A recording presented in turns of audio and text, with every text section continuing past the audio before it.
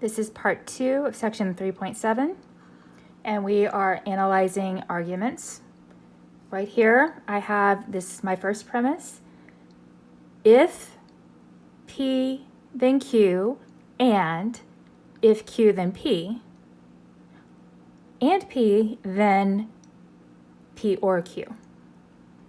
Now this one is more involved, but we still need to take each premise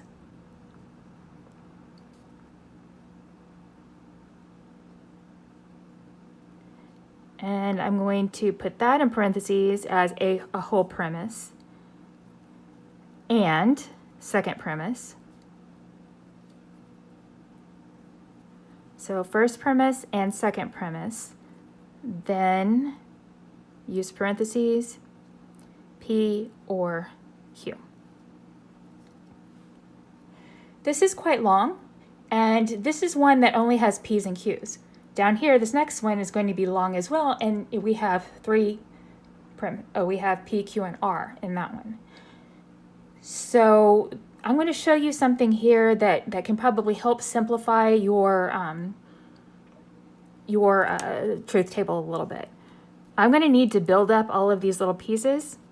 So I'm just going to call this piece, I'm going to call it 1. I'm going to call this one 2. And then I'll call this one 3. And maybe it'll help me simplify this a little bit. Okay, so I glanced at this and I don't have any knots in here. I don't have any negations. So I can jump straight into these larger pieces. So I'm just going to put a 1 here.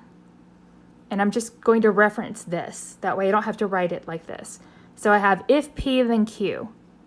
If true then true is true. If true then false.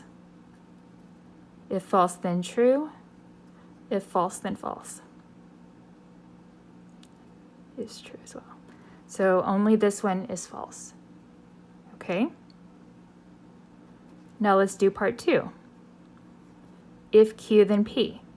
If true then true is true. If false then true is true. If true then false, that's false. If false then false, that one is true. Okay, so I've built this piece. I know this piece. P we already have. Let's do 3, which is P or Q. So as long as we have a true, this is going to be true. So this is true, true, true, and false. Okay. So I've built up each small set of little parentheses here. Now I'm going to do this one. I'm just going to write it as 1 and 2. That's what's happening inside this parentheses, 1 and 2. 1 and 2, and they both need to be true in order to be true. So this is true, false, false, and true. Okay, so now I have this part. Now I want to AND that with P. So I have 1 and 2 and P. So I have this and P, and it's and, so again, if there's a false anywhere, it is false.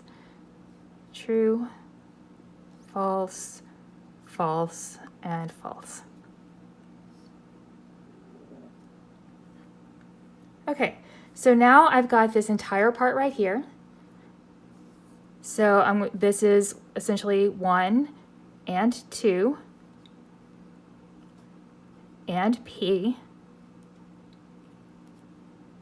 If that, then 3, which is right here. Made it a lot easier just using the numbers to reference where we are. But if you do this, you do want to make sure that you label what you're calling 1, 2, and 3, and so on, so that you can refer to it later. So it's this column. If this column, then this column. So if true, then true, that is true. If false, then true is true.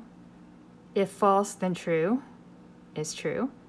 If false, then false, that one is also true. So since we have true values all the way down. This is a tautology, and this was a valid argument as well.